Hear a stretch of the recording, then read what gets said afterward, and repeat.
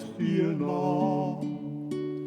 Nun ist einmal ankommen die gnadenvolle Zeit, dass Gott vom Himmel droben auf diese Erde steigt.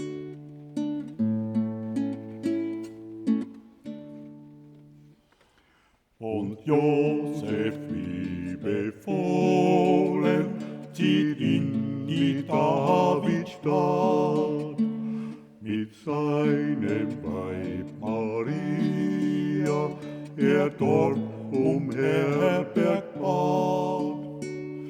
Allein es hilft kein Bitten, sein Bitten geht verloren. In einer schlechten Hütte, der Heiland ist geboren.